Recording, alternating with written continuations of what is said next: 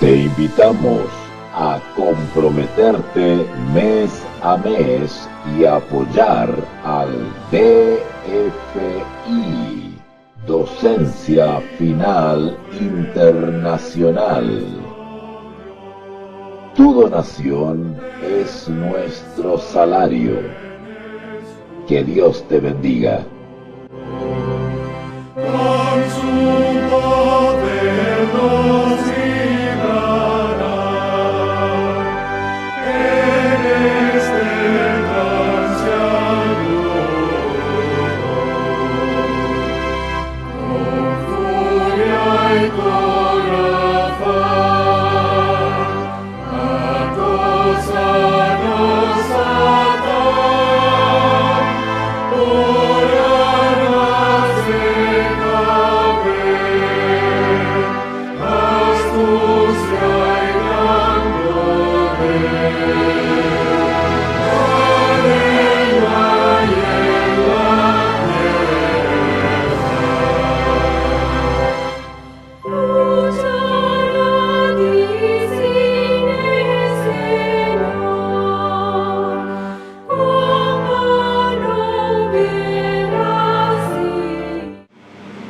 Hola, ¿qué tal amigos? Que tengan todos muy buenas tardes. Gracias por acompañarme nuevamente. Su presencia es un gran apoyo. Y mejor aún si comparten con personas inteligentes y ávidas de aprender esta transmisión. Recuerden que queda esta transmisión en vivo disponible, pero también la misma transmisión queda grabada en otra versión. Así que hay dos versiones de esta misma transmisión, una en vivo y una grabada, editada, ¿ok? Así que tienen que ir a mi canal, ¿verdad? Seminario Teológico DFI, y ir a dirigirse a la lista de reproducción, a la sección lista de reproducción, y ahí van a encontrar los temas por orden. O van a la sección en vivo y se van a encontrar con esta transmisión en vivo, ¿ok? Yo les recomiendo la transmisión editada que encuentran en videos, digamos, porque a veces esta transmisión en vivo por el tema de señal queda un poquito cortada y a veces el audio no se escucha bien. En cambio la otra versión editada, pues esa está con muy buen audio y pueden escuchar el tema completo. Saludo a mi amigo César, mi gran amigo César, compañero de milicia, misionero allá del norte de Chile. Gracias, César, por tu gran apoyo mes a mes, y me permite poder costear algunos gastos básicos, ¿ok? Así que pues vamos a arrancar entonces con este último episodio. No sé si se escucha bien el audio porque tengo algo prendido aquí. Ok, vamos con nuestro último episodio de Martín Lutero vindicando la historia, la génesis de una protesta, ¿ok? Bueno, hoy es nuestro último episodio sobre Martín Lutero pre-95 tesis, ¿vale? Cuando digo pre-95 tesis o pre-indulgencia, me estoy refiriendo al acto de protesta, el gesto de protesta de clavar las 95 tesis, publicarlas en las puertas del castillo de Wittenberg, puesta de la iglesia de todos los santos, ¿ok? A eso me refiero. Los análisis que hasta ahora he hecho son solamente sobre Martín Lutero desde las 95 tesis clavadas en la puerta para atrás, ¿ok? Y eso abarca un periodo que va desde el año más o menos 1510, que fue cuando tocamos un poquitito el viaje de Lutero a Roma, pero más específicamente me he dedicado a hablar sobre el Martín Lutero de 1512 al 1517, que es el año de las 95 tesis que son clavadas, ¿vale? Así que Ese es más o menos el periodo que he abarcado en estos 4 o 5 episodios. ¿Ya? Pretendo, como adelanto, seguir con la serie de Martín Lutero, pero tocar otras áreas ya del ministerio de Martín Lutero. Por ejemplo, vamos a dedicar algunos capítulos a hablar sobre la niñez, ¿verdad? Los inicios de Martín Lutero, su familia, su juventud, sus influencias, su madre, su padre, en fin. Vamos a dedicar un par de capítulos, un par de episodios a hablar sobre Martín Lutero en su niñez, ¿ok? Para que vamos captando también las influencias y las experiencias que él tuvo de niño, ¿ok? Porque todo eso va sumando para entender al Martín Lutero, ¿verdad?, histórico, que el consciente colectivo inmediatamente asocia con ese valiente predicador, ¿verdad? También voy a dedicar otros capítulos a lo que tiene que ver con, por ejemplo, la dieta de Worms. Vamos a hablar específicamente sobre la dieta de Worms, qué implicó, desde cuándo hasta cuándo, cuáles fueron las famosas palabras que pronunció Martín Lutero, ¿verdad? Qué autoridades estaban presentes, qué implicó eso, las reacciones, etcétera, etcétera. ¿Ya? También voy a dedicar algunos capítulos a hablar específicamente sobre qué sé yo, la dieta de Espira, la protesta de los príncipes, Martín Lutero y su matrimonio, por ejemplo, qué sucede con eso, qué sucedió con Caterina Bomborá, ¿verdad? ¿Qué pasó con esas circunstancias? Por ahí por allá, qué pasó con sus amigos, ¿verdad? Con Melanchthon, ¿no es cierto? Con Karlstadt, qué sé yo, con Münster, ¿verdad? Vamos a ir hablando un poquitito de todo, porque en realidad podría ahora seguir con los episodios, pero que quería hacerlo por separado, porque realmente lo que me inspiró a hacer esta serie fue el vindicar la idea abandonada por los actuales escritores sobre Martín Lutero y actuales contemporáneos conferenciantes y ponentes sobre Martín Lutero, porque no estoy muy de acuerdo con los actuales ponentes y conferenciantes sobre Martín Lutero de Chile y del extranjero, principalmente españoles.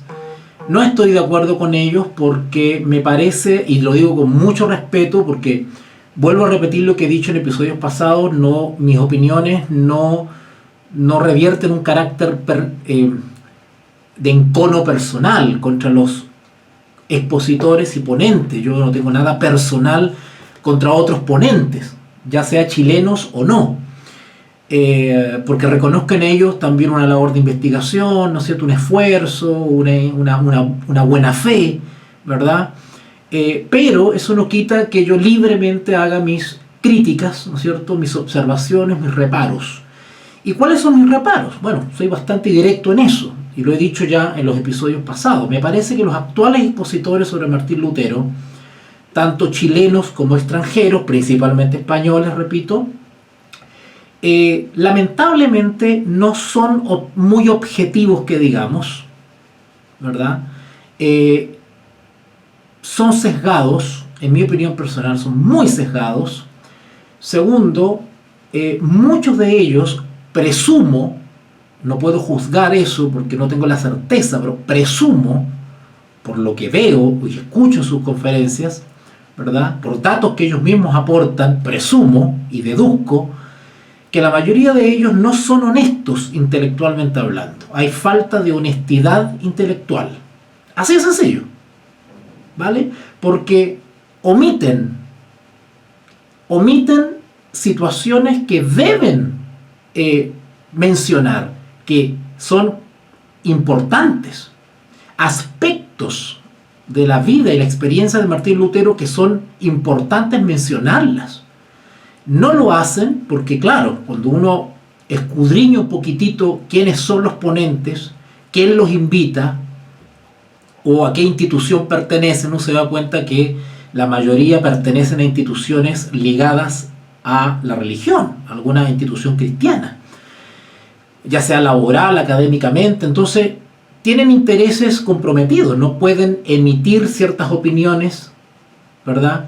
No pueden mencionar ciertas cosas, no pueden ser objetivos. Yo me he encontrado con algunos que hasta casi piden disculpas por cosas que dijo Martín Lutero, ¿no es cierto? O se retractan en las conferencias de cosas que dijo Martín Lutero, y lo que hacen es desprestigiar a Martín Lutero en vez de dar una información objetiva al público. Entonces, al fin y al cabo, lo que hacen es dejar a Martín Lutero en ridículo, desacreditarlo, presentarlo de manera incompleta. Otra cosa que he notado de los ponentes actuales es de que ponen énfasis en la historia, en el historicismo, digamos, los antecedentes históricos de Martín Lutero, y dejan de lado el aspecto providencial, espiritual, existencial, íntimo, ¿verdad? No analizan el aspecto psicoemocional de Martín Lutero, ¿no es cierto? No ahondan en esa parte. Y es increíble decirlo, porque la mayoría de los ponentes que he visto, tanto chilenos como extranjeros, son personas que son creyentes, o sea, pertenecen o profesan el cristianismo, y sin embargo dejan de lado el aspecto espiritual y providencial de la experiencia de Martín Lutero. Una cosa increíble, dando énfasis a lo político, al aspecto academicista, histórico, ¿verdad?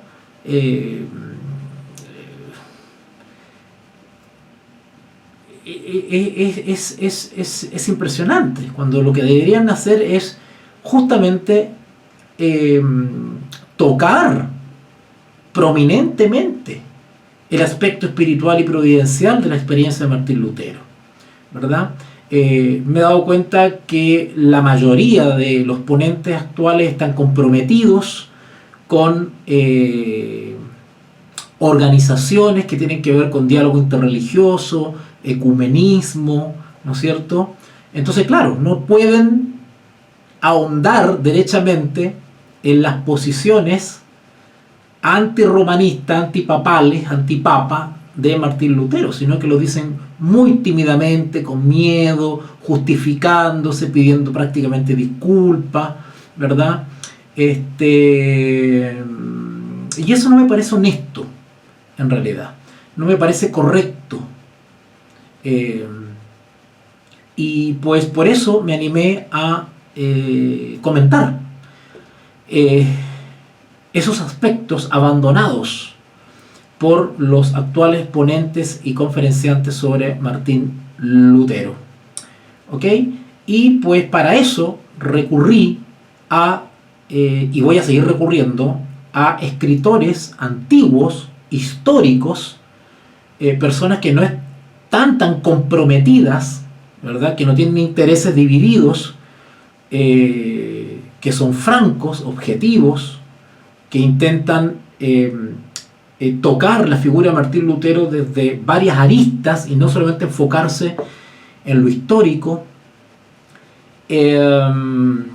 Y ojo que, si bien me estoy basando en el libro Martín Lutero, un destino, de Lucien Febvre, no es de que mis apreciaciones estén basadas en Lucien Febvre, ¿vale? Yo con los años he desarrollado mis propias convicciones y opiniones sobre la figura de Martín Lutero, y lo único que hago al recurrir, en este caso, a este historiador, Lucien Febvre, es simplemente confirmar lo que siempre he sabido, y los investigadores intelectualmente honestos saben,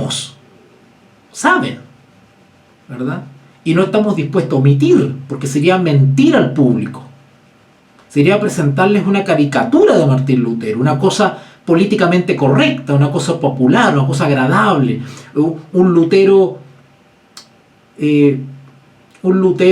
extremista. Yo he escuchado a algunos expositores que tratan a Martín Lutero de el rebelde, el disidente, el fanático, el revolucionario.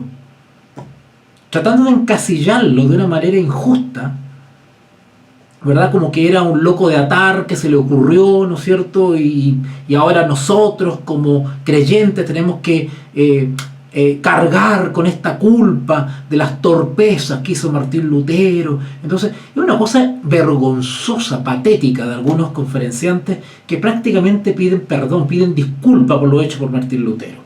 Se olvidan que Martín Lutero fue una persona llena de defectos como ustedes y como yo.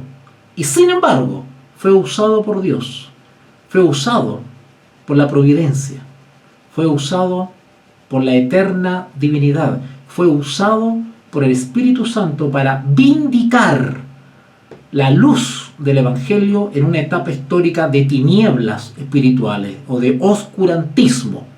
Esos son todos términos que los conferenciantes actuales evitan.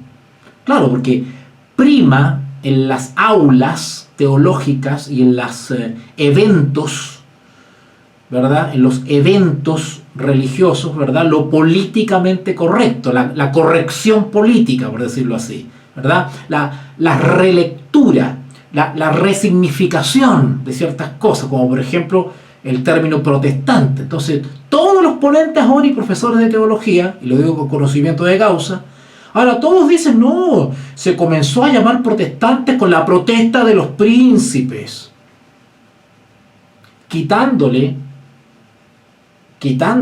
el peso al gesto de protesta que tuvo el clavar las 95 tesis. La protesta, o sea, quienes nos identificamos con el protestantismo y como protestantes, no lo hacemos porque unos príncipes políticos, gobernantes, protestaron. Nos declaramos protestantes porque hubo una protesta religiosa. La protesta es de naturaleza religiosa. Amén de que se fueron desarrollando otras protestas, como la de los príncipes. Pero yo me llamo protestante, me digo protestante, no porque unos políticos, los príncipes, protestaron. Como resultado de la protesta religiosa. Yo me identifico como protestante porque hubo una protesta religiosa, una protesta espiritual personificada en Martín Lutero y su acto de protesta de clavar las 95 tesis en la puerta del castillo, ¿verdad? Entonces hay cosas que hay que reivindicar y señalar estas movidas, estos desvíos que están haciendo algunos malos, en mi opinión personal, malos y deshonestos expositores y ponentes sobre Martín Lutero. ¿Vale? Claro, si a mí me invitasen a esos eventos que invitan a estos otros conferenciantes, seguramente sería la primera y última, no me invitarían más, porque no quieren escuchar ciertas cosas. Es como lo que les señalaba en el episodio anterior, cuando los actuales ponentes sienten un poco de vergüenza o evitan ahondar en por qué Martín Lutero señaló a los papas como anticristos,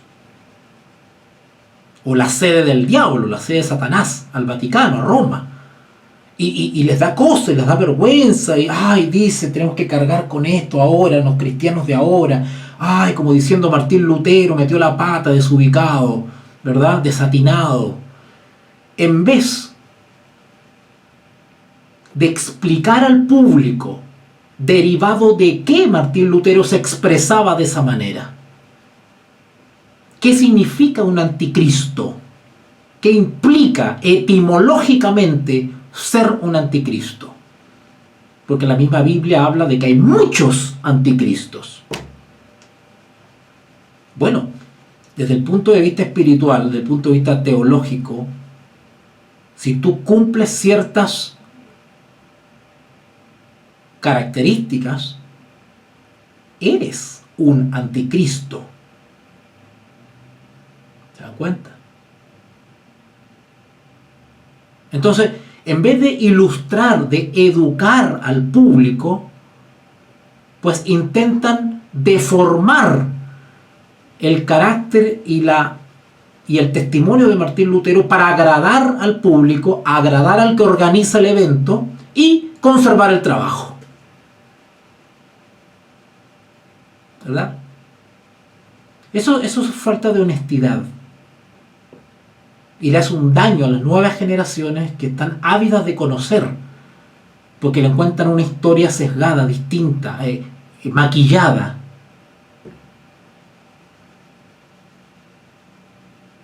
Bueno, vamos entonces con este último episodio, siempre basados en el libro de Lucien Febvre. ¿Ok? Seguimos en el año 1517. Bueno, si bien estoy ahondando el año 1517 como tal, ¿verdad? La época en que se clava la 95 tesis, ¿no es cierto? Y se realiza este acto de protesta religiosa, ¿verdad? Esta protesta teológica contra Roma y sus políticas y su corrupción, ¿ok? Pero para ir matizando, digamos, los eventos de 1517, a veces me retrotraigo a 1516, 1515 para sacar algunos datos de ahí, ¿vale? Ok, entonces habíamos quedado en el episodio anterior sobre lo que realmente motivaba a Martín Lutero, que motivó, digamos, las 95 tesis, y también acuérdense que hablamos sobre otras tesis que él desarrolló antes, meses antes y un año antes. O sea, esto no es que se le ocurrieron las 95 tesis el 31 de octubre o el 30 de octubre, el día anterior. No, esto es algo que venía de mucho más atrás, de muchos años atrás. De hecho, hay antecedentes del 1512, donde él ya venía con ciertas reflexiones. Por eso que es importante analizar o intentar analizar, ¿no es cierto?, el aspecto íntimo, psicológico, podríamos decirlo, emocional, experimental, familiar, social de Martín Lutero, porque eso te va formando también. ¿Ok? Eso nos va formando para entender al Lutero post acto de protesta de las 95 tesis publicadas. ¿Ok? Pero bueno, sigue diciendo Lucien Febvre. Pregunta en relación a Tetzel, ¿verdad? Tetzel está pululando por ahí, cerca de Sajonia, Alemania, y en relación a él analizamos a Lutero. Pregunta Lucien Febvre: ¿pero qué contenía el anuncio fijado por Lutero?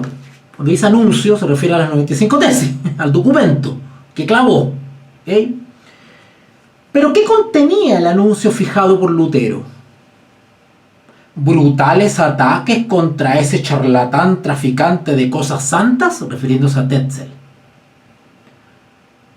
¿La denuncia violenta del escándalo de su indulgencia? ¿De la indulgencia para San Pedro de Roma y los menudos beneficios de Alberto de Brandeburgo? ¿Eso contenía las 95 tesis? ¿Un ataque contra Tetzel? ¿Era una denuncia violenta contra el escándalo de las indulgencias que traía Tetzel? Las indulgencias contenían un ataque a las políticas y movimientos o negociaciones de Alberto de Brandeburgo. No. El anuncio lanzaba contra las indulgencias una acusación esencial. Noten, no nos equivoquemos. Las 95 tesis son una denuncia, son un ataque. Estas son las palabras que evitan los conferenciantes actuales, que suena muy fuerte esto, va a sonar muy anticatólico, y capaz que no me inviten más a las conferencias o pierda mi cátedra en el Instituto de Teología, ¿no es cierto? Porque hay que sembrar armonía, diálogo, ¿verdad? Paz. El anuncio, la 95 tesis, lanzaba contra la indulgencia una acusación esencial. Las acusaciones no apuntaban a Tetzel, a Alberto de Brandeburgo. No, si este asunto no era personal. Las tesis reflejaban lo que Martín tenía en su conciencia, en su mente, en su corazón. El anuncio lanzaba contra la indulgencia una acusación esencial, una acusación de fondo. El contenido y la esencia de la 95 tesis es mucho más profundo que atacar al papado, a Alberto de Brandeburgo, a la corrupción política, a Tetzel. No, nada que ver con eso.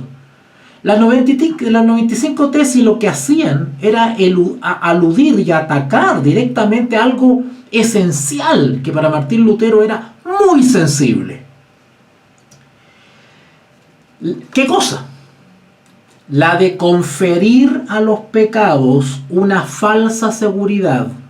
Noten, se dan cuenta que es el móvil de las 95 tesis no es personal, no es político, no es económico.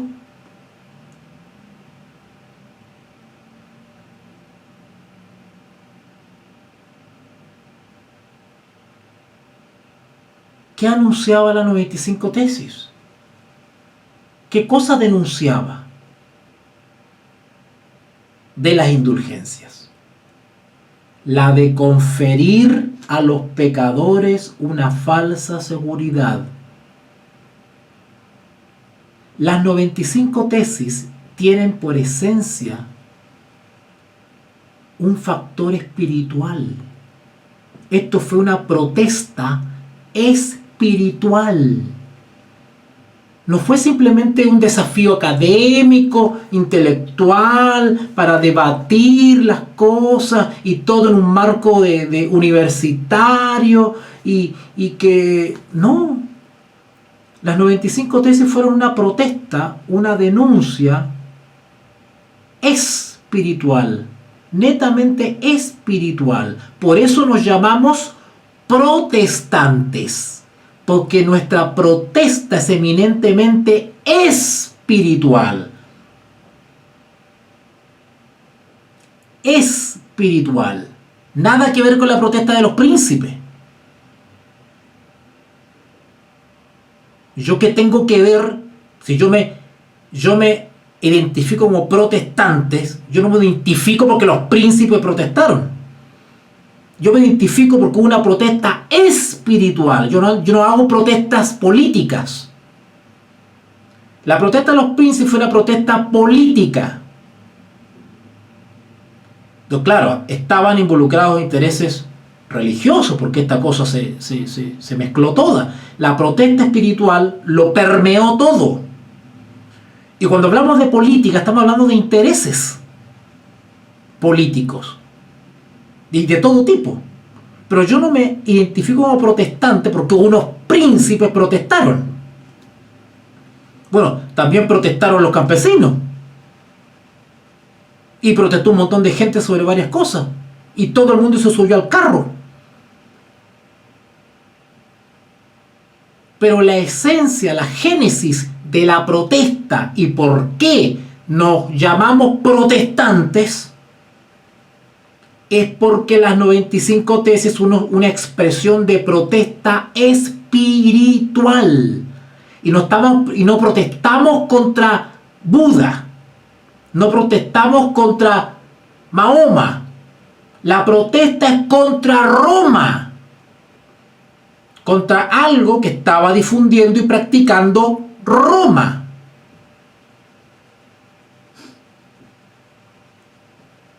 Entonces, cuando se habla de antirromanismo, antipapismo, ¿verdad? Hay una tendencia a tomárselo eso personal contra el romanista, contra el papista, contra el católico romano. No, es contra un sistema que se opone o está en contra o usurpa o altera o pervierte los principios esenciales del Evangelio de Jesucristo. Por eso protestamos. Es una protesta espiritual, religiosa, esencialmente. No tengo nada que ver con los príncipes.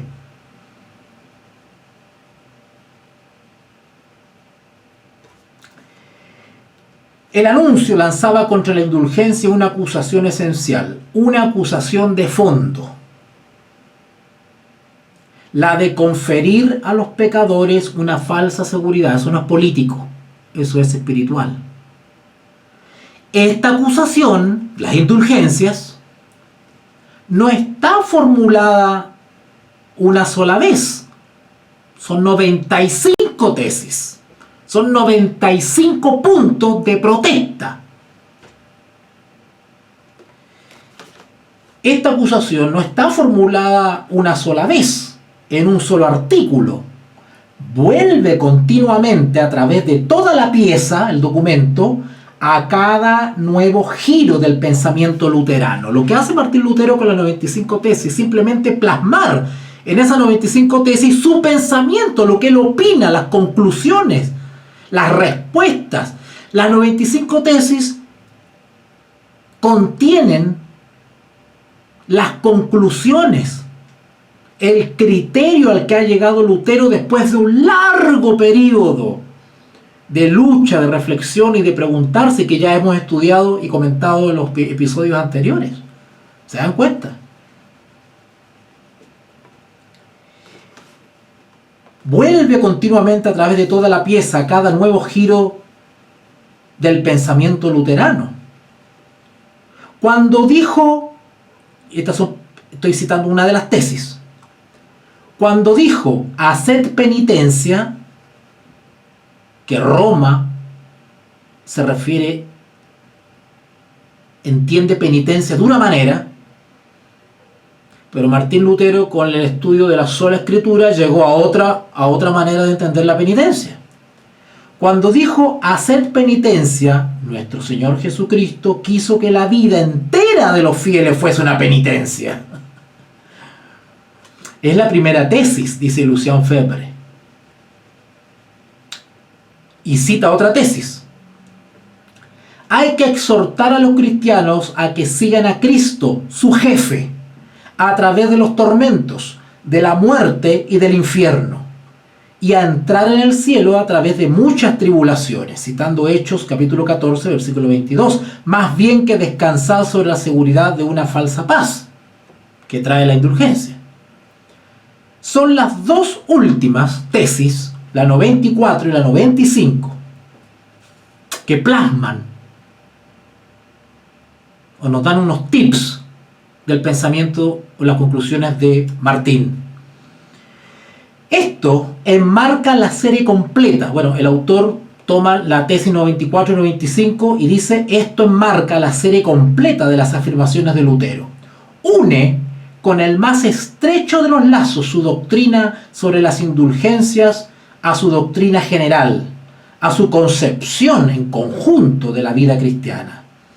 Esto hace de las 95 tesis del 31 de octubre una, noten, los conferenciantes que me están escuchando, esto hace de las 95 tesis del 31 de octubre una aplicación particular, un corolario preciso de las 97 tesis del 4 de septiembre. Ya venía desarrollando ya sus conclusiones. Primero ¿se acuerdan que habló de unas tesis de viribus et voluntate homini sine gratia? Y después hizo con la trilogía escolástica, y después publicó o redactó las 97 tesis que se sometieron a discusión y a debate. Y de eso termina por publicar las 95 tesis. Hay en las 95 tesis un artículo 39 donde me parece, dice el autor, captar. Claro, porque que entiendan una cosa, las tesis, las 95 tesis son como la huella digital de Martín Lutero. Las 95 tesis, él plasma, expresa en esos puntos breves, porque cada tesis no tendrá ni 2 renglones, ¿verdad? Plasma su pensamiento. Hay en la 95 tesis un artículo 39 donde me parece captar fácilmente una confesión, una confidencia personal de Martín Lutero. Abre comillas. Es una cosa extraordinariamente difícil, dice Martín Lutero, incluso para los más hábiles teólogos, exaltar a la vez ante el pueblo la gracia de las indulgencias y la necesidad de la contrición. Cierre comillas. Y el artículo 40 de la 95, que es el siguiente, añade, abre comillas, la verdadera contrición busca y llama las penalidades. La indulgencia, en cambio, relega las penalidades y nos inspira una aversión contra ellas. Cierre comillas. ¡Qué claros son estos textos!, dice Lucien Lefebvre. No, Lucien Febvre.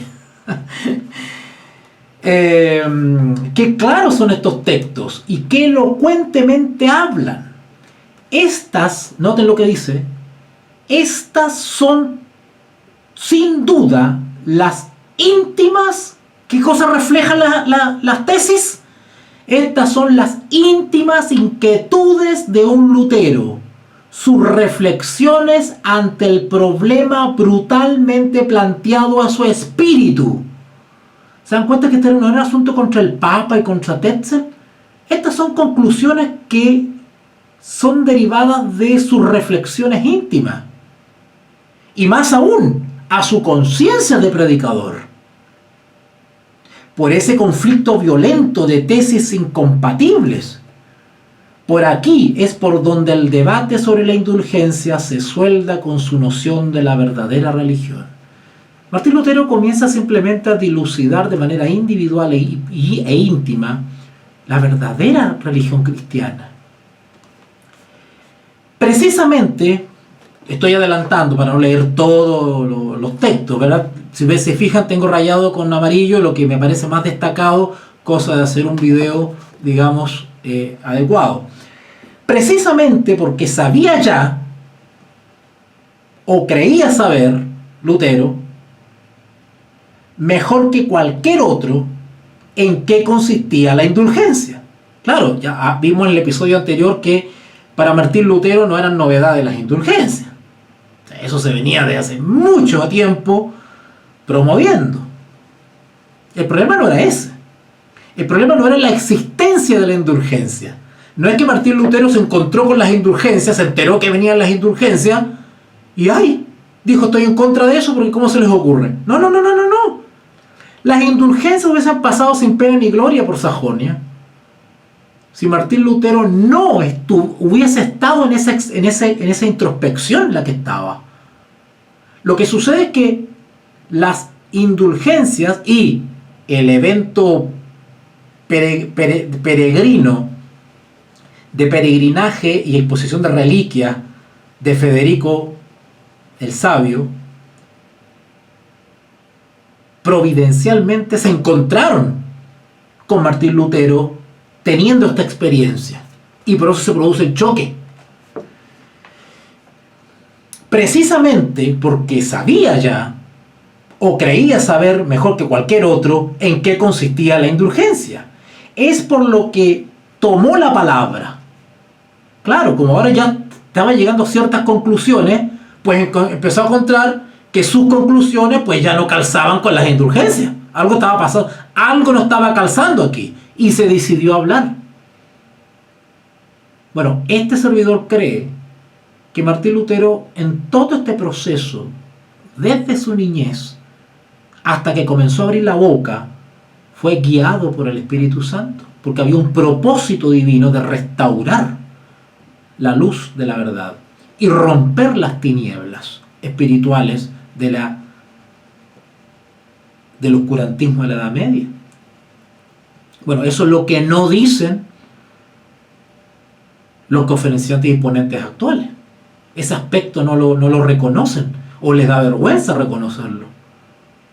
Parece que reconocer que el Espíritu Santo, la persona del Espíritu Santo, que la providencia, la deidad está involucrada en esto y les da como vergüenza. Es como un signo de debilidad, es como ser, perdonen la expresión, es como ser débil, es como ser tontito, como ser ingenuo, mencionar en una ponencia pública que hubo intervención directa del Espíritu Santo y Martín Lutero fue impulsado a abrir la boca poco a poco porque había un propósito divino. Eso es lo que tienen que decir los ponentes, sobre todo si son cristianos.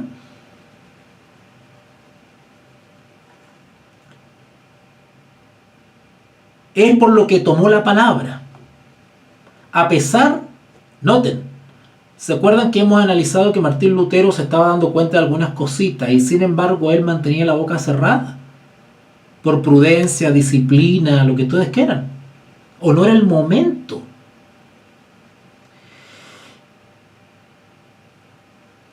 Decidió tomar la palabra Lutero, a pesar de la prudencia que le aconsejaba su respeto. O sea, ¿te acuerdas que hablamos del volcán contenido? A pesar de su respeto a un príncipe, Federico, que tenía interés en las indulgencias y se dedicaba a coleccionarlas. Claro, era hacer aguafiestas.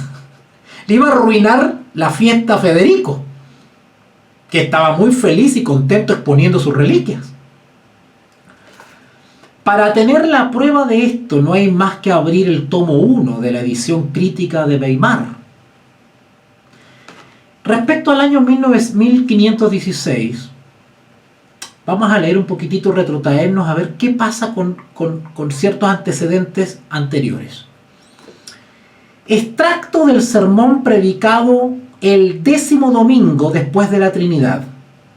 Tema: las indulgencias. Noten, 1516, un año antes, ya Lutero en un sermón hablaba sobre la indulgencia.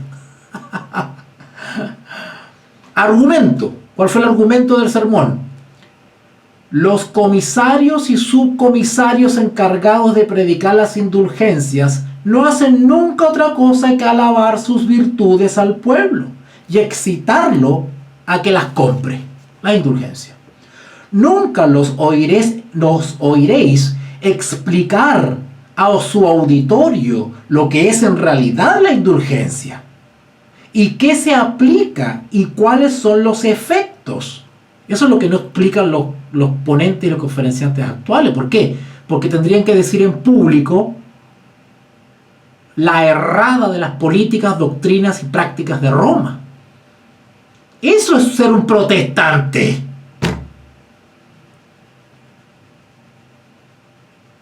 El verdadero protestante contrapone las palabras de Jesús y sus enseñanzas con las enseñanzas de Roma. Y cuando tú hablas de Roma, estás tocando inherentemente e inevitablemente a su cabeza, al Papa. Pero hoy hay un temor. ¿Saben cómo se llama eso? Eso se llama corrupción.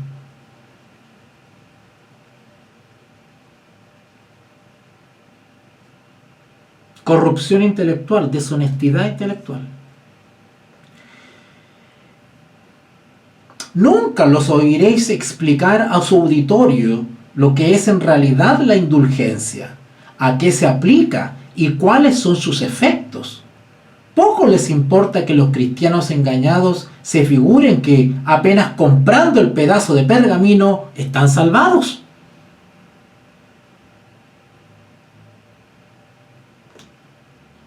Bueno, yo he escuchado a algunos ponentes, y disculpen que reitere esto de los ponentes, pero quiero dejarlo súper claro. Y ojalá alguno de ellos vea esta transmisión y lo haga reflexionar. Y lo digo con mucho respeto.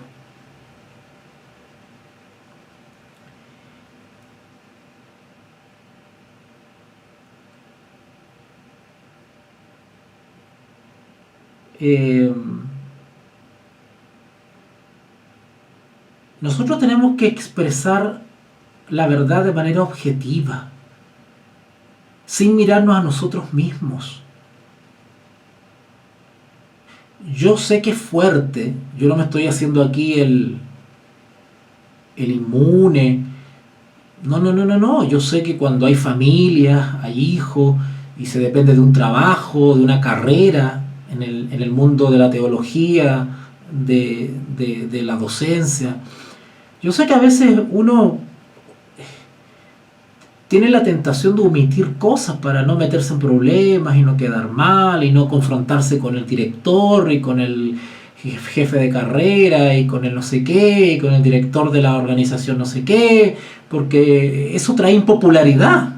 Ya no te invitan, ya no te consideran, eres fundamentalista, eres conflictivo, eres no sé qué, ¿no es cierto?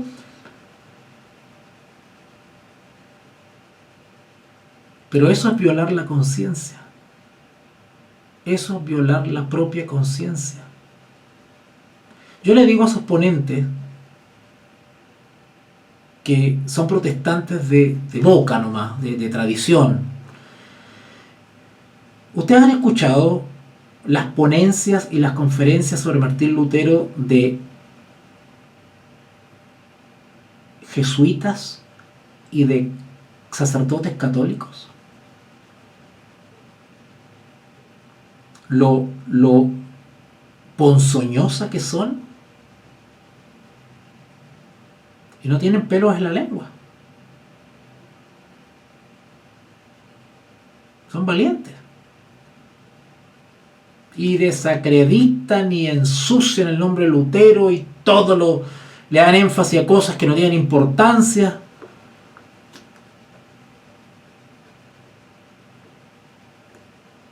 Como pasó hace poco con un ponente que escuché, que en vez de cuando habló de la estancia de Martín Lutero en Warburg, en vez de enfocarse en la gran obra intelectual que hizo Martín Lutero en el castillo de Warburg, bueno, se puso a hablar de qué hacía en su ocio, qué no hacía, qué cosas esto, y especular sobre no sé qué cosa.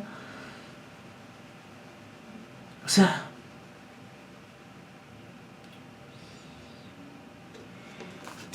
sigue diciendo Lucien Febvre, y lo que sigue es particularmente interesante, y Lucien sigue analizando algunos artículos de las 95 tesis.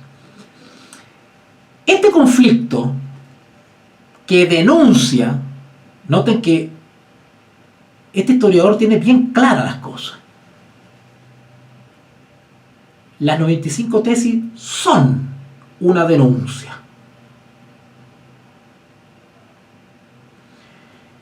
Y lo que sigue es particularmente interesante. Este conflicto que denuncia la tesis 39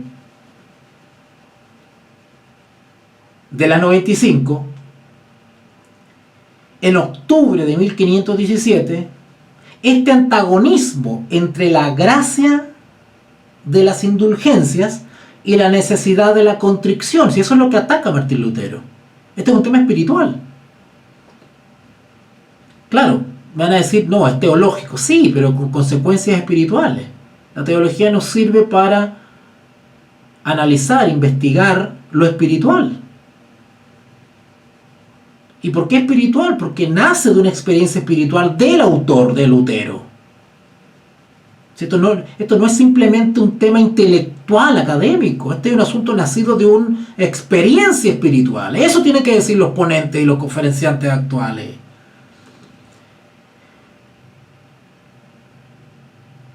Este antagonismo entre la gracia de las indulgencias y la necesidad de la contrición. Precisamente aquí está expuesto por Lutero en términos absolutamente personales. Aquí está planteada la distinción entre la infusio es una palabra latina que quiere decir infusión, que es intrínseca, algo íntimo, y la remisio, la remisión, que es extrínseca, no siendo sino la remisión de la pena temporal, de la pena canónica a la que el sacerdote ha condenado al pecador. Hay que cumplirla en la tierra. Quien muera antes la pagará en el purgatorio. Y si el Papa puede remitirla, ¿verdad?, la pena temporal. Noten que hay una diferencia, Martín Lutero dice. Una cosa son las cosas externas que se viven y están fuera, la remisión de las malas obras, de los actos perniciosos, la pena temporal. Pero otra cosa es la infusión, es el perdón de los pecados desde el punto de vista del interior del corazón, a nivel de conciencia. Bueno, y si el Papa puede remitirla, no es por el poder de las llaves, sino aplicándole la intercesión de la Iglesia entera. Y aún subsiste una duda. ¿Dios acepta en parte solamente esta remisión que hace el Papa? ¿O totalmente semejante remisión? ¿O es parcial o es total? O sea, el poder del Papa, ¿hasta dónde llega? Y Lutero afirma, abre comillas, predicar que semejantes indulgencias puedan rescatar las almas del purgatorio es tener demasiada temeridad. En Chile diríamos patudos. Cierra comillas. Desde esta fecha, desde 1516, un año antes de la protesta de las tesis, añade esto, que se da habitualmente como el gran atrevimiento del documento de 1517. Esto, que repite textualmente la tesis 82 de Wittenberg, abre comillas, el Papa es demasiado cruel si, teniendo en efecto el poder de liberar a las almas del purgatorio, no concede gratis a las almas que sufren lo que otorga por dinero a las almas privilegiadas. Sigue diciendo Lucien Febvre. Nada más interesante que este corto documento de 1516. Lucien Febvre lo que está haciendo es analizar el sermón que les conté sobre la indulgencia. Eso es lo que estamos analizando. Que son 97 tesis. Entonces Lucien Febvre dice, nada más importante que este corto documento. Claro, como antecedente.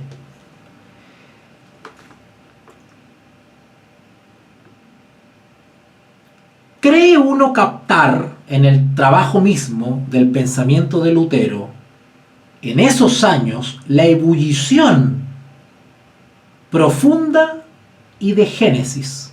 Por eso que esta serie la llamé Génesis de una protesta, porque la protesta del 31 de octubre de 1517 tiene su génesis y desarrollo antes. Y ya vamos a ver ya en una nueva serie que voy a hacer, que desde la niñez de Martín Lutero. Más que un sermón, más que una disertación, miren qué hermoso, pongan atención. Y esto va confirmando mi tesis. Más que un sermón, más que una disertación, es una serie de interrogaciones que el agustino se hace a sí mismo. Eso es lo que refleja las 95 tesis. Reflejan reflexiones que el agustino se hace a sí mismo y que chocan providencialmente con las indulgencias.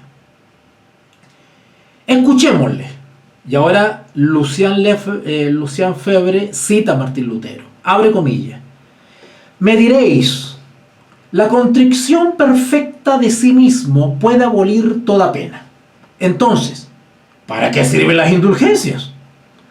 Pero ya la conclusión está asegurada. Tened cuidado, dice Lutero, que las indulgencias no engendren nunca en nosotros una falsa seguridad. una inercia culpable, la ruina de la gracia interior. En definitiva, Lutero postula que la indulgencia daña interiormente, espiritualmente daña. Tetzel, que anda rondando por ahí, no había nacido todavía a la historia. O sea, todavía no cobraba protagonismo en esto. Cuando Lutero escribió estas líneas, 1516. O cuando formulaba esta otra interrogación que iba lejos. Abre comillas, palabras de Martín Lutero. Pero ¿quién nos garantiza que Dios acepte lo que el Papa propone? Quid certus et quo ita Deus accept sicu patitur?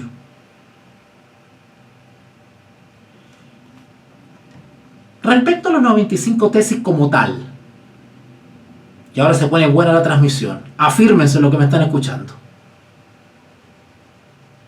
Las 95 tesis,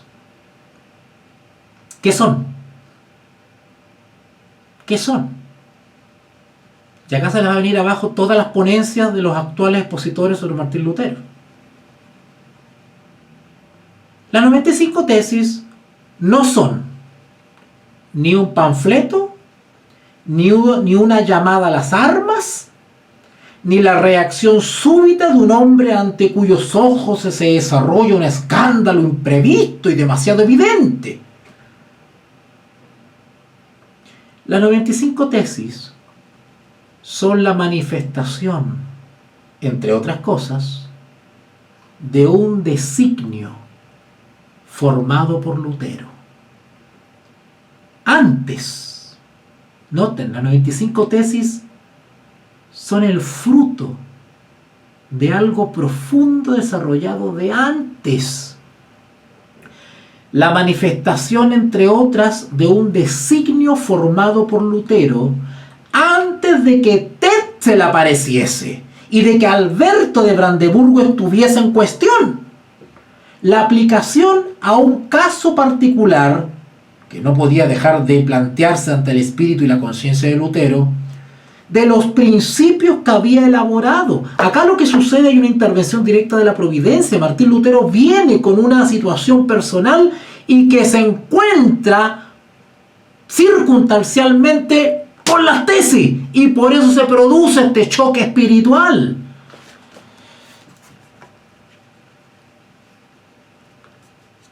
La aplicación de un caso particular, de los principios que había elaborado, de las nociones que había formado. Añado, la reedición con más brillo, más amplitud, más seguridad de tesis que, desde hacía por lo menos 2 años atrás, preocupaban sin cesar al espíritu siempre en trabajo de Lutero, al espíritu infatigable y estridente de Lutero. Alberto de Brandeburgo, Tetzel, los sermones grandilocuentes e impíos de Serves, de Huttenbach y de otros pretextos u ocasiones, como se quiera. No es una bula que, entre docenas de otras semejantes, concedía indulgencias, sino el trabajo interior de Martín Lutero, sobre Martín Lutero, de donde salió, completamente armada, la protesta del 31 de octubre. Eso lo dice este historiador reputado, que dice acá: no se trata de Tetzel, la indulgencia de Brandeburgo, que las burlas, que no sé qué, de las triquiñuelas, de las negociaciones. No se trata de eso. Se trata que las circunstancias históricas, religiosas y sociales chocan con la experiencia de un personaje histórico que venía ya no desarrollando una idea producto de necesariamente de lo que estaba viendo su exterior, sino de lo que estaba sucediendo en su interior. Y providencialmente se chocan históricamente en un periodo maravilloso de la historia y necesario en la historia de la humanidad. Se encuentra la experiencia personal de un monje con un nivel y una situación de abusos.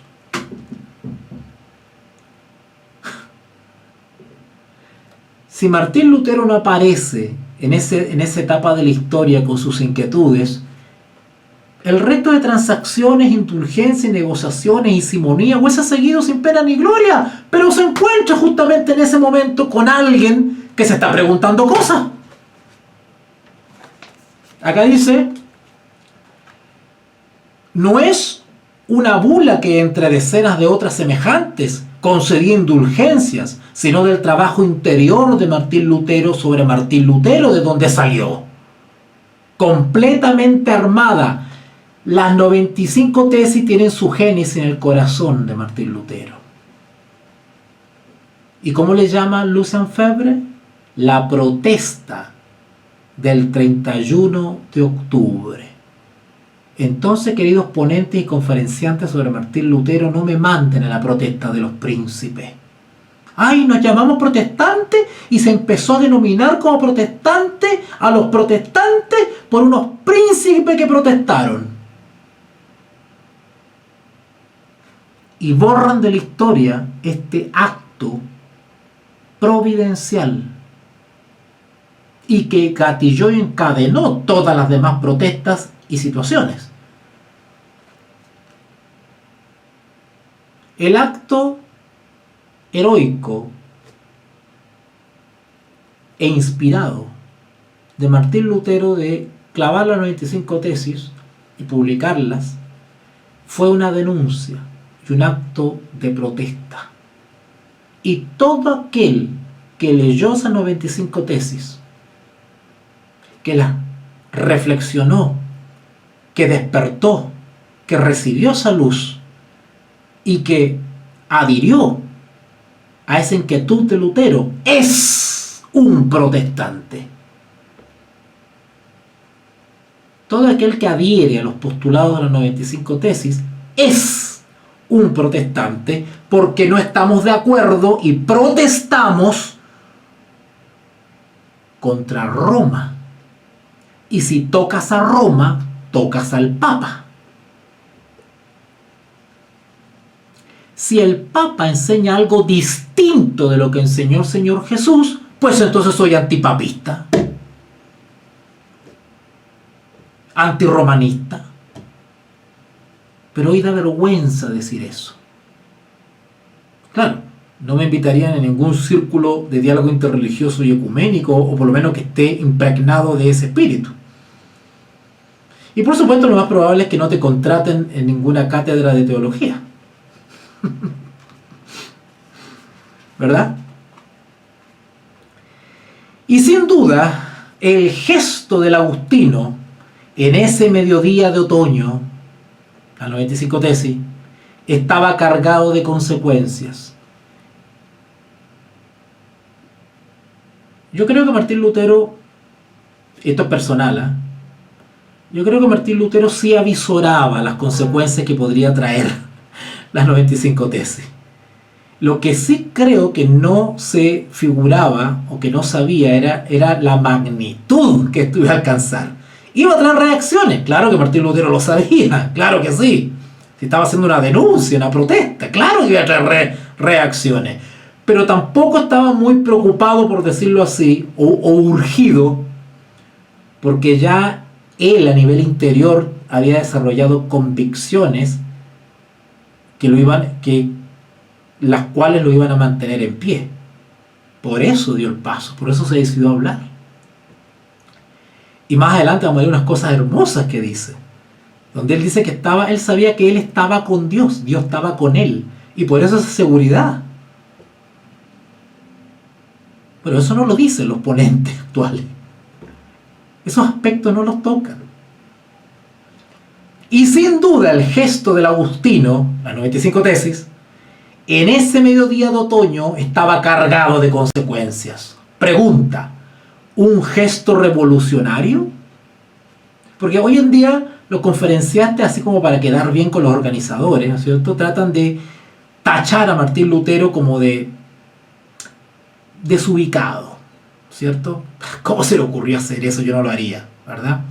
Entonces lo etiquetan, ¿no es cierto? Era un revolucionario, un renegado, un rebelde. Yo he escuchado oponentes que tratan así a Martín Lutero en las conferencias. No, un rebelde, así como para bajarle un poco el perfil. Es Martín Lutero, bueno, es Martín Lutero, en su tiempo, Martín Lutero. Hoy en día no haríamos eso, ¿verdad? Estamos con otro espíritu hoy día, ¿cierto? Tratan a Martín Lutero como una reliquia que quedó ahí atrás.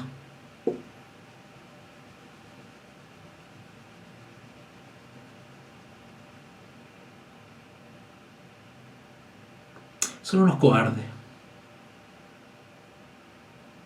Son unos cobardes. Unos falsos, unos traidores. Un gesto revolucionario, el clavar 95 tesis, es lo que se dice siempre. Noten, el autor que escribió esto en 1927. Y ya este autor está diciendo un gesto revolucionario, el clavar las 95 tesis, es lo que se dice siempre, ritualmente. Ritualmente hace referencia a que es lo políticamente adecuado decir, para no comprometerse mucho con Lutero, pero tampoco desecharlo, medio, quedar ahí, 50-50, quedar bien con los organizadores, pero también no dar la espalda a la historia y al pasado y a la herencia. A posteriori, porque se conoce la historia. Y no es falso en conjunto, porque Lutero no había hecho imprimir sus sermones en 1516 y 1517, si él no estaba preocupado de andar promoviendo esto. ¿Vale? Sobre las indulgencias. Pero de las 95 tesis que habían de imprimirse muy pronto, esas sí se imprimieron. Desde el 31 de octubre de 1517 Martín Lutero envía copia al arzobispo de Maguncia, a Alberto de Brandeburgo, con una carta. Noten ya la osadía de Martín. Le envía una copia de las 95 tesis a Alberto de Brandeburgo, que es obispo de Maguncia, ya hablamos de ese tema también, con una carta categórica a Alberto de Brandeburgo. Noten, con una carta categórica, le envía las 95 tesis y una carta categórica. Sin embargo, no era una declaración de guerra, tampoco fue violento en la carta a Alberto de Brandeburgo, pero era una advertencia, sí. Yo cuando leo estas cosas, yo digo, ¿dónde están los luteros modernos?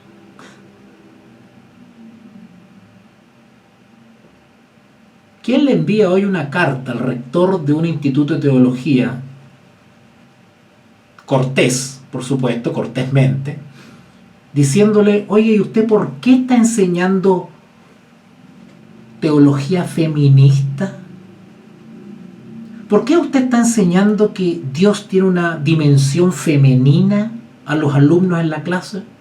¿Por qué usted permite que hayan profesores cuestionando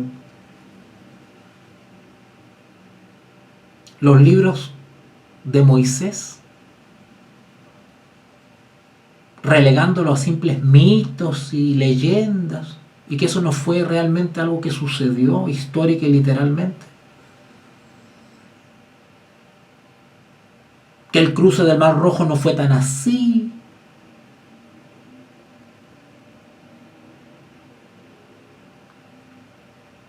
¿Quién hoy en día envía tesis y cartas a los directores y dirigentes religiosos diciéndole por qué usted está enseñando ideología de género en el Instituto de Teología?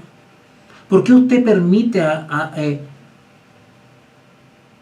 matrimonio, esposos homosexuales en la clase de teología?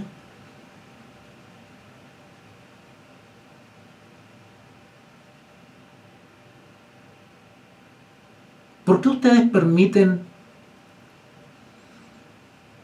adulterios y todo tipo de cosas en las escuelas de teología? ¿Por qué contratan profesores por amistades y no por mérito, por capacidad académica?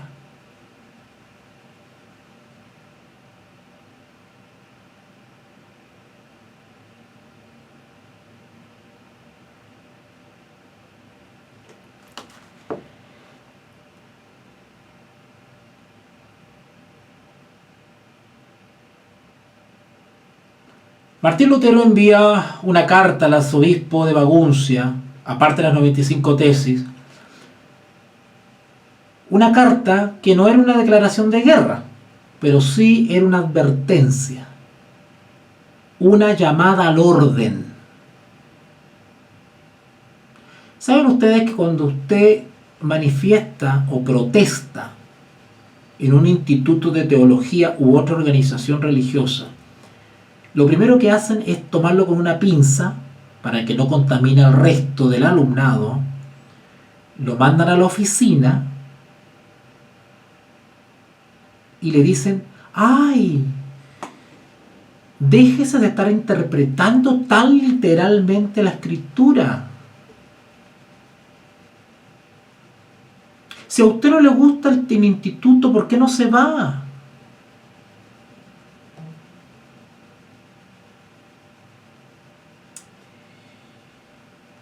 Martín Lutero en esta carta a Alberto de Brandeburgo lo llama al orden.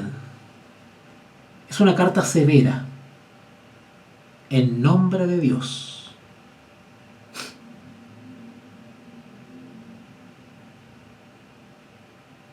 La aplicación de esas ideas que, como hemos visto, formulaba ya desde 1512 en el sermón fabricado para el proboste del laicum. Ni en la tesis ni en la carta a Alberto se deja llevar a las injurias. Es una carta severa, firme, pero no injuriosa ni grosera. Al contrario, tiene para con los charlatanes que engañan a los fieles una especie de mesura desdeñosa. Dice Lutero: mi finalidad es menos incriminar sus clamores que destruir las imaginaciones erróneas que hacen nacer en el espíritu de sus auditores. ¿Revolucionario el documento del 31 de octubre? Se pregunta Lucian Febvre y responde: sí y no. ¿Por su forma, su tenor y su brutalidad es revolucionaria la 95 tesis? No lo creo, dice Lucian.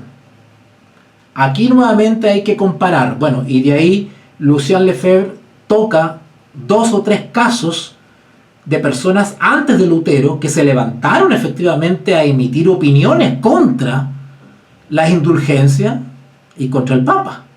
O sea, no fue el primero Martín Lutero. Y sin embargo no tuvieron la repercusión, las consecuencias que tuvo Martín Lutero. ¿Vale? Y dice, y ya voy terminando con esto,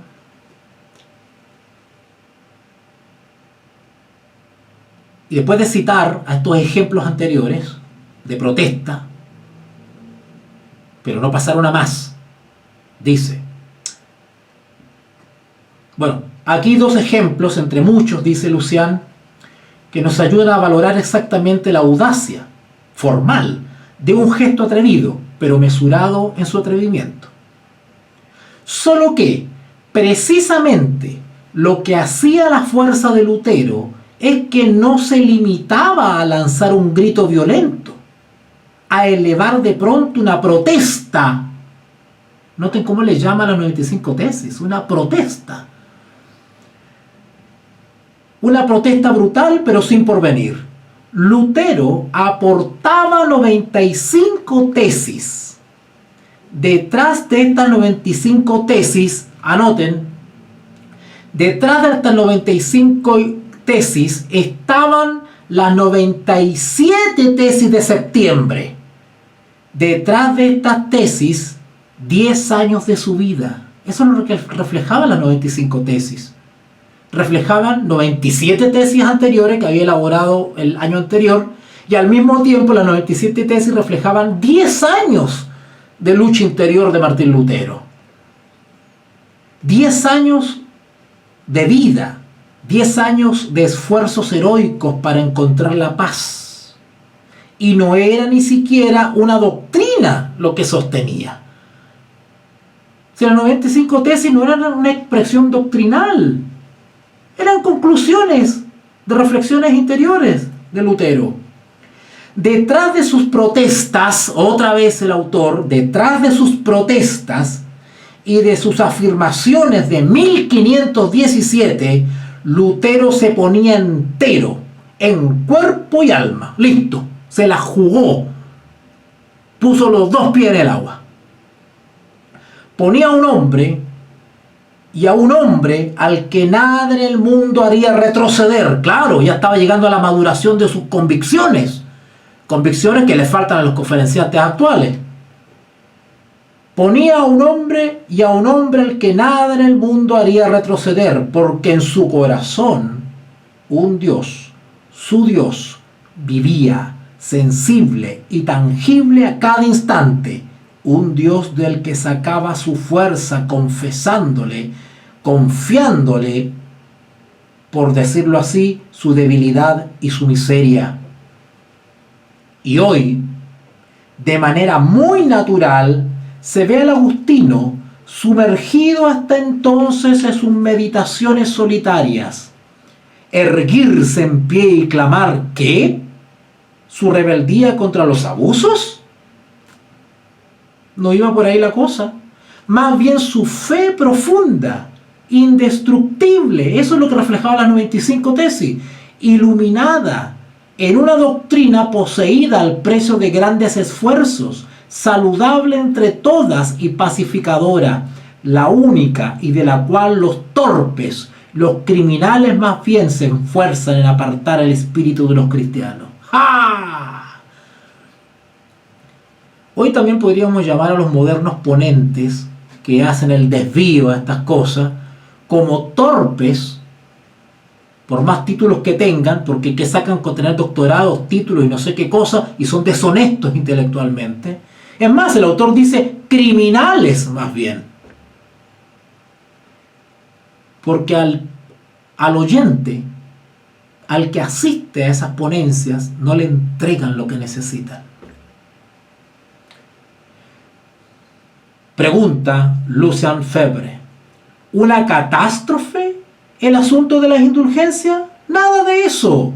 Una afirmación, la consecuencia lógica, la conclusión necesaria de todo el esfuerzo del pensamiento del monje, desde su entrada en el convento de Erfurt. Solo que quien lanza un grito no sabrá nunca qué ecos levantará su voz. El 1 de noviembre de 1517, al día siguiente del 31 de octubre, el 1 de noviembre de 1517, nadie se presentó para discutir con el hermano Martín. Pero en unos pocos días, las 95 tesis reimpresas, traducidas al alemán, llevadas a todos los medios, traían de vuelta al monje, para gran sorpresa suya, del eco de una voz cuya potencia y cuyo acento le turbaron profundamente. Él sabía que iban a haber consecuencias, pero no se imaginó la magnitud. Si bien él desafió, propuso, quien quiera debatir las 95 tesis, acá lo espero, no apareció nadie. Pero a los días y meses después, esto se convirtió en algo que cambió la historia y disipó en gran medida, desde los días de los apóstoles, iluminó la tierra con la verdad, disipando el oscurantismo de Roma. Bueno, yo personalmente doy por terminada esta fase de Lutero, 1512-1517, porque quería aclarar ese punto respecto a cuál fue el inicio de la protesta y por qué nos identificamos con ese acto de protesta y que deriva en llamarnos protestantes. Nos llamamos protestantes porque nos identificamos con ese acto de protesta contra Roma, que en esencia era una protesta y una denuncia contra lo que Roma hacía y decía. No desde una protesta de los príncipes. ¿Ok? Vamos a dejarlo hasta acá. Estoy preparando nuevas series sobre Martín Lutero, siempre, pero vamos a tocar otros aspectos y otros periodos de la vida de Martín Lutero, ¿ya? Queda esta versión grabada en vivo y también queda una versión editada de mucho mejor calidad en imagen y sonido para que ustedes puedan repasarla. Así que este último episodio, tiene dos versiones, en vivo y una editada. Gracias a aquellos que me apoyan mes a mes, porque su apoyo es mi salario y me permiten continuar con mi labor de docencia misionera.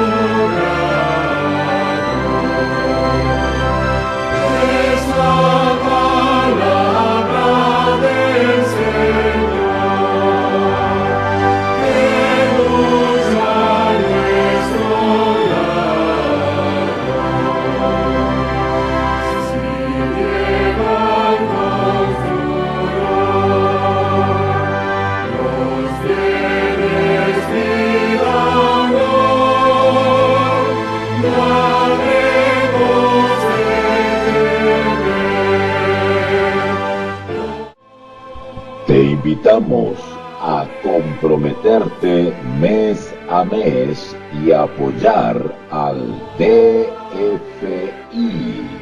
Docencia Final Internacional.